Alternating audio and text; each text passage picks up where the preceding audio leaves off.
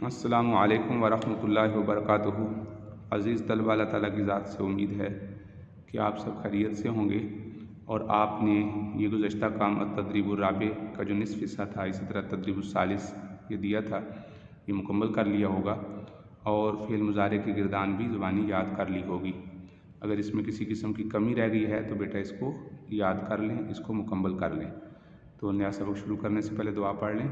रब्बी यस्सिर वला तुअस्सिर व तम्मिम बिल खैर व बिका नस्तईन या फत्ताह या फत्ताह या फत्ताह। जी बेटा किताबें खोलिए।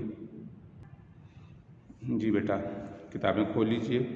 हमने अपने गुज़श्ता सबक में फ़िल मुज़ारे और फ़िल मुज़ारे की ये तदरीबुर राबे का कुछ हिस्सा हल किया था, लेकिन इसको हल करने से पहले आपको ये गिरदान अच्छे तरीके से याद होनी चाहिए।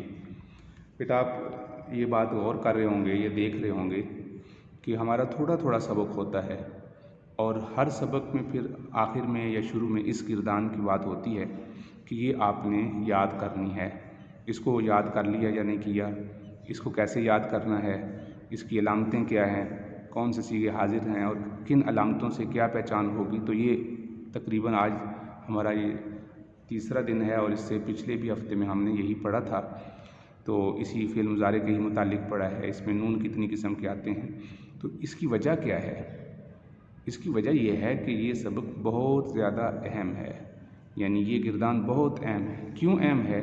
इसलिए कि कुरान मजीद में सुलासी मुजर्रद से फ़िल मुज़ारे के सीगे बहुत ज़्यादा हैं, हज़ारों की तादाद में हैं, हज़ारों की तादाद है सुलासी मुजर्रद से फ़िल मुज़ारे के सीगे। तो इस वजह से हम इसको याद करते हैं। जैसे मिसाल के तौर पे आप लफ्ज़ नसर यंसुर को ही ले लें, ये भी कुरान मजीद में बहुत दफ़ा आया है।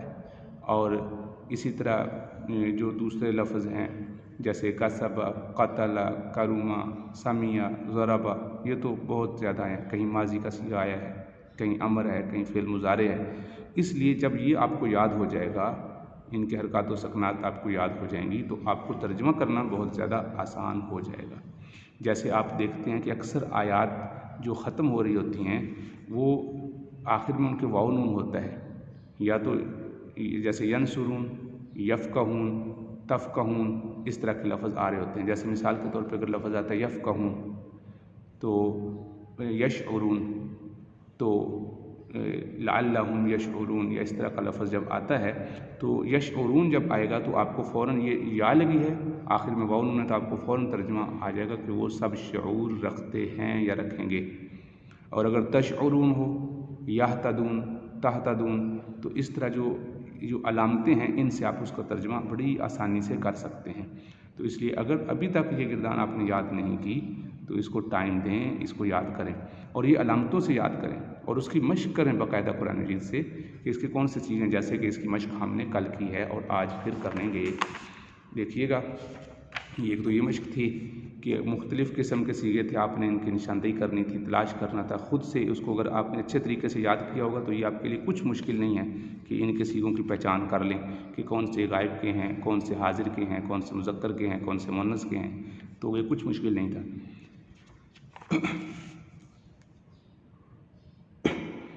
तो ये देखिएगा, इसमें अब जो हमने तदरीबुर राबे हाल की थी, अब यहाँ देखिए कुरान मजीद की आयत आ गई। जैसे देखें यजअलूना, ये भी सुलासी मुजर्रद से जअल, इसके हरूफ असली हैं।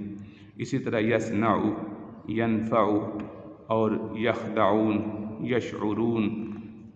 अब इसी तरह ये जो लफ्ज़ काफिरीन है इसका भी मादा जो कफ़र है। इसी तरह कफ़रू, यकफ़ुरून, तो ये लफ्ज़ कुरान मजीद में बहुत ज़्यादा आते हैं। इसलिए हम इस बात की ताकीद कर रहे हैं, ज़ोर दे रहे हैं कि आप इसको याद कर लें। अब मिसाल के तौर पे अगर आपने ये गिरदान याद की होगी नसर यनसुर वाली, तो जब आपको पता है कि यजअलून यनसुरूना को जो वज़न था, यजअलूना का वज़न आया, तो आप फ़ौरन पहचान लेंगे कि ये जमा मुज़क्कर गायब का सीगा है। क्यों? इसलिए कि इसके शुरू में या है, आखिर में वाव नून है। तो कोई भी ऐसा सीगा जिसके शुरू में या हो, आखिर में वाव नून आ जाए, तो ये अलामत है कि ये जमा मुज़क्कर गायब है। अब यहाँ देखिए यजअलून और यहाँ देखिए यशउरून, और वहाँ क्या था? यनसुरून, यफ़अलून, यस्माऊन, تو اس کو اگر اس کی جگہ پر تا لگی ہوگی تو پھر کیا ہوگا تشعرون. تو تشعرون کا کیا معنی ہے؟ جمع مذکر حاضر کا صیغہ. تم سب شعور رکھتے ہو یا رکھو گے. تو اس طریقے سے اس گردان کا تعلق اس کے ساتھ بہت زیادہ ہے. تو آج ہم اس کو مکمل کر لیتے ہیں. دیکھیے تو اب یہ تو تھا یجعلون. تو اس میں کیا لکھا؟ وزن لکھا یفعلون کے وزن پر ہے. اور گردان کیا ہے؟ یہ صیغہ کون سا بنتا ہے؟ جمع مذکر غائب. یا ہے اور واو نون ہے. سمجھ آ گئی؟ جی. تو اب دیکھیے گا دوسرا صیغہ کیا آیا؟ اتعجبین من امر اللہ. اتعجبین من امر اللہ. اب اس کو آپ نے یہ دیکھنا ہے تو اگر آپ کو گردان یاد ہوگی تو گردان کھولیں گے. یہاں دیکھیں کیا لکھا ہوا ہے؟ تنصرین. آخر میں یا نون آ گیا اور یا سے پہلے زیر آ گئی. تنصرین. اور یہاں دیکھیے کیا ہے؟ تعجبین. آخر میں یا نون اور یا نون سے پہلے کیا آ گیا؟ زیر آ گئی. اب اگر یہاں پوری گردان میں غور کریں تو کہیں بھی آپ کو یہ وزن دوبارہ نہیں ملے گا. یعنی ینصر آخر میں یا نون نہیں ہے. پورے اس میں دیکھ لیں کہیں بھی یا نون نہیں ہے سوائے اس کے، اور یا نون سے پیچھے زیر. تو اتعجبین. تو پھر جب یہاں تنصرین تو یہ کون سا صیغہ ہے؟ تنصرین. تم ایک عورت مدد کرو گی یا مدد کرو گی. اب یہاں پر دیکھیں تعجبین. تعجبین. تو اب یہاں پر لکھیں گے تعجبین. یہ فعل مضارع معروف کا صیغہ ہے. وزن کیا ہے؟ بالکل وزن جو حرکات و سکنات اس کے ہیں وہی کر کے فعال سے بنا دیں. تفعلین. اور یہ صیغہ کون سا تھا؟ ابھی ہم نے کیا پڑھا ہے؟ واحد مؤنث حاضر. بالکل ٹھیک ہو گیا. ودمرنا ما کان یصنع. شروع میں یا. یہ آپ نے فعل مضارع کی جب بھی گردان پڑھنی ہے یا کوئی لفظ آئے گا تو اس کی علامتوں کو یاد رکھنا ہے. 4 علامتیں ہیں جن کو حروف عطینہ کہتے ہیں. الف تا یا نون. جن افعال کے شروع میں یہ آئے گا تو یہ فعل مضارع کی علامت ہے. یصنع. تو یہاں پر دیکھیں یصنع لکھ دیں گے. اب ینصر کے وزن پر آپ کو فوراً معلوم ہو جائے گا. ینصر، یفعل اور کیا وزن؟ واحد مذکر غائب. ینفع اور یصنع کیا آپ حرکات و سکنات کو دیکھنے بالکل ایک جیسی ہے. پہلے فتح، یہاں بھی فتح، پھر ساکن، پھر ساکن، پھر فتح، پھر فتح، پھر پیش، پھر پیش. اب یہاں دیکھیں ینفع، یصنع، یتبع. بالکل ایک ہی حروف کے حرکات و سکنات ہے. تو تینوں یہاں آپ ترتیب سے یہاں لکھیں گے. آگے لکھیں گے یفعل اور صیغہ واحد مذکر غائب. ٹھیک ہے. یہ دوسرے میں لکھ دیں، یہ تیسرے میں لکھ دیں، یہ چوتھے میں لکھ دیں ینفع، اور یتبع کس میں لکھ دیں؟ 5ویں میں لکھ دیں. تو یہاں دیکھیے کتنی لائنیں ہیں. یہاں بھی اتنی ہی لائنیں لکھی ہوئی ہیں. 2 3 4 5 اور 6. تو 6 ہی آیات ہیں ایک لائن. پھر بھی آپ کے پاس زائد ہے تو یہ آپ کر لیں، اس کو مکمل کر لیں. تو یہ مشکل نہیں ہے، بہت آسان ہے. اب ہم آتے ہیں التدریب الخامس کی طرف جو کہ اس کو انشاءاللہ کل مکمل کریں گے.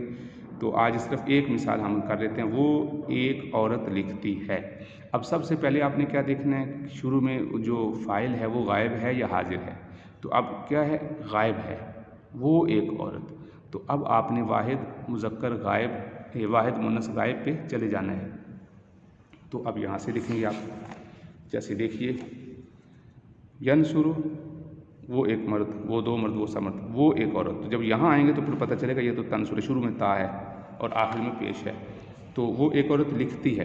لیکن یہاں جو آپ نے مادہ لکھنا ہے وہ وہاں تو نصرہ تھا، اس کا معنی تھا مدد کرنا. اور یہاں کیا مادہ ہے؟ لکھنا، کتابت، کتبہ. تو کیا آئے گا؟ تکتب. عربی کیا آئے گی؟ تکتب. یہ دیکھ لیں، لکھ بھی لیتے ہیں تاکہ آپ کو لکھنا آ جائے. تک تو اب یہاں اس کو دیکھ لیں. تکتب میں اور یتبع میں. یہاں دیکھیے یہاں حرکات سکنات دیکھیں. حرکت یہاں دیکھیں فتح، فتح، ساکن، ساکن. پھر اس کے بعد یہاں فتح ہے، یہاں پیش ہے. لیکن یہ باب کے تبدیلی کی وجہ سے آ سکتا ہے. آخر میں پیش ہے، یہاں بھی پیش ہے. تو صیغہ کون سا ہے؟ صیغہ تو خود ہی معلوم ہے، عورت ہے اور غائب ہے. تو واحد مؤنث غائب. واحد کے لیے ایک کا لفظ آ گیا، مؤنث کے لیے عورت کا لفظ آ گیا، غائب کے لیے وہ کا لفظ آ گیا، اور لکھنے کے لیے کیا آ گیا؟ کتابت آ گئی. ٹھیک ہو گیا. تو عزیز طلبہ مجھے امید ہے یہ سمجھ آ گئی ہوگی. اسی طرح آپ یہ باقی صیغے بھی مکمل کر لیں. اگر یہ سمجھ نہیں آئے گی تو پھر انشاءاللہ ہم آگے سے کل بھی کام دیکھ لیں گے. جزاک اللہ خیر، احسن الجزاء. السلام علیکم ورحمۃ اللہ وبرکاتہ.